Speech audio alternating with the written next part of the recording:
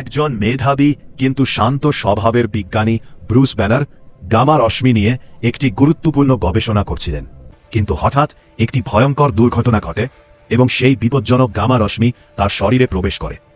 এই ঘটনার পর তার জীবন সম্পূর্ণ বদলে যায়।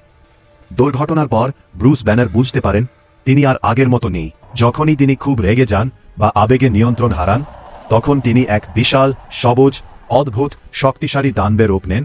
একদিন শহরের উপর এক ভয়ঙ্কর বিপদ নেমে আসে। একটি শক্তিশালী দুষ্ট রোবট শহর ধ্বংস করতে শুরু করে। মানুষ আতঙ্কে ছোটাছুটি করতে থাকে, কেউই তাকে থামাতে পারছিল না। ঠিক তখনই ব্রুস ব্যানার বুঝতে পারেন এই বিপদ মোকাবিলা করার জন্য তার ভেতরের শক্তিকেই কাজে লাগাতে হবে। তিনি রেগে গিয়ে আবার হাল্কে পরিণত হন এবং সেই দুষ্ট রোবটের সামনে দাঁড়িয়ে লড়াই শুরু করে।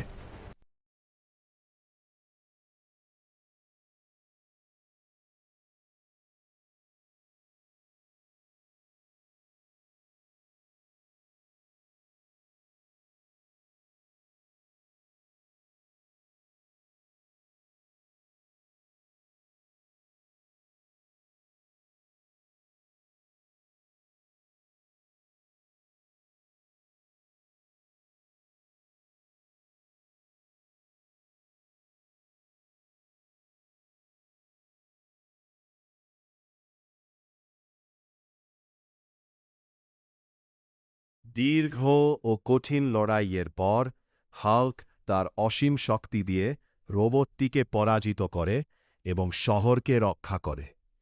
তখন মানুষ বুঝতে পারে হাল্ক শুধু ধ্বংসের প্রতীক নয়, বরং সে একজন সত্যিকারের নায়ক যে নিজের শক্তিকে ভালো কাজের জন্য ব্যবহার করতে পারে।